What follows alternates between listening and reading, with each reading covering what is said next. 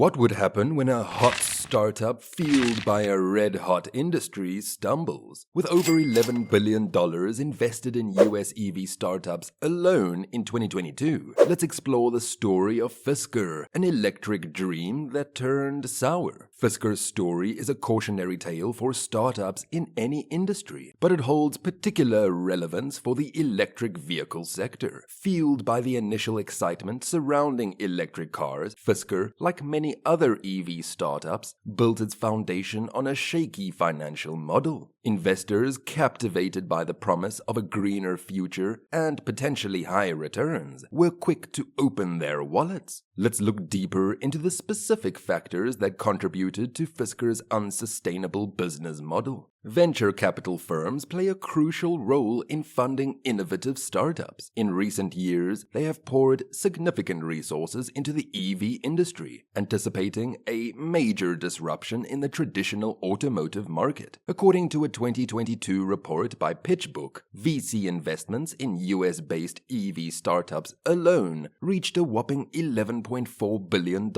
The surge in funding reflects the immense potential that investors saw in EVs. However, VC funding often comes with a catch. Investors typically prioritize rapid growth and high returns on their investments. This can create a pressure cooker environment for startups, forcing them to focus on short-term gains over long-term stability. Fisker, caught up in this dynamic, may have prioritized flashy designs and ambitious production timelines to impress investors, neglecting to establish a sound financial plan for the long haul. The development of a new car, especially an electric car with cutting-edge tech, is an expensive undertaking. Research and development costs can be astronomical, encompassing everything from battery technology to innovative materials and advanced software systems. Furthermore, Fisker's initial sales strategy proved ineffective. They initially attempted a direct-to-consumer model similar to Tesla's, but this approach failed to gain traction. Subsequently, they switched to a traditional dealership model, but by then, the damage was already done. The Ocean's negative reviews and slow sales created a negative perception, making it an uphill battle to win over customers. Let's look into some data to illustrate the broader EV market trends. While electric vehicle sales are growing globally, they still represent a small fraction of the overall automotive market. According to the International Energy Agency, electric car sales reached a record 6.6 million globally in 2021, representing about 9% of all new car sales that year. However, this growth is heavily concentrated in a few key markets like China and Europe.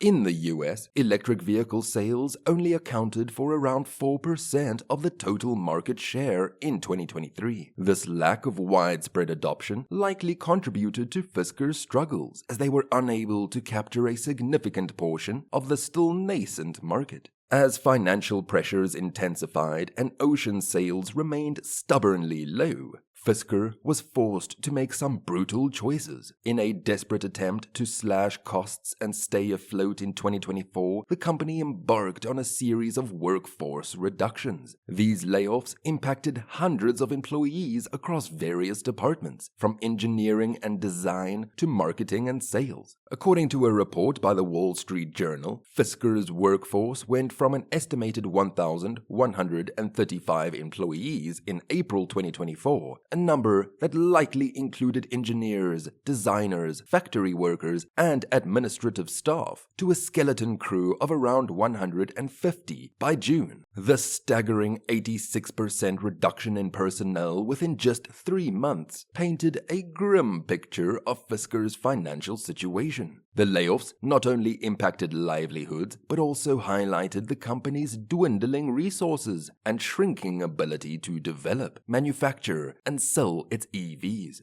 Adding insult to injury, Fisker issued a safety recall for all 2023 Ocean SUVs just 2 weeks before filing for bankruptcy. The recall stemmed from a potential dangerous software issue with the car's motor control unit and vehicle control unit. This malfunction could cause the Ocean to unexpectedly enter a fail-safe mode, resulting in a sudden loss of power, a serious safety hazard. This recall further tarnished Fisker's reputation and eroded any remaining consumer confidence. With mounting debt, dwindling resources, and a product marred by quality control issues and safety concerns, Fisker's fate became increasingly clear. The company officially filed for Chapter 11 bankruptcy protection in June 2024. This legal move allowed a company to restructure its finances while attempting to stay in business. However, for Fisker, the future remains uncertain. The story of Fisker serves as a stark reminder of the challenges faced by many EV startups. It highlights the importance of a sustainable business model, robust quality control measures, and a diversified product portfolio to cater to a broader market. Several key takeaways can be gleaned from Fisker's downfall. Initial investor enthusiasm and a wave of media attention can create a false sense of security. EV startups need to translate that excitement into a long-term, sustainable business strategy. Consumers are increasingly demanding high-quality vehicles, especially when it comes to complex technology like EVs. Flawed production processes and a lack of quality control can severely damage a company's rep. Relying solely on one product can be risky, especially in a competitive market like electric vehicles. Offering a wider range of options allows companies to appeal to a broader customer base. The future of Fisker remains shrouded in uncertainty. Chapter 11 bankruptcy can pave the way for restructuring, potential acquisition by another automaker, or even liquidation of assets.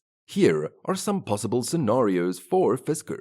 A larger, established automaker with the resources and expertise to revitalize Fisker could potentially acquire the company. This could allow Fisker to benefit from the acquirer's product capabilities and distribution networks.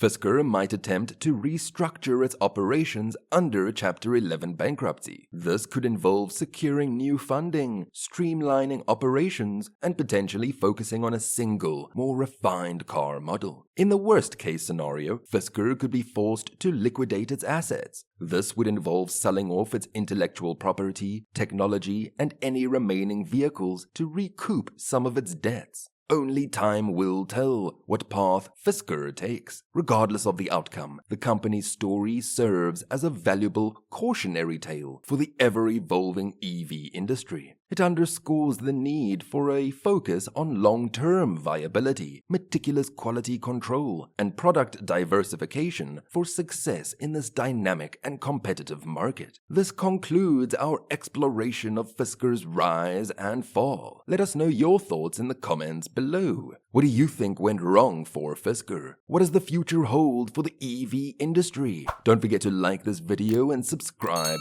for more EV talks.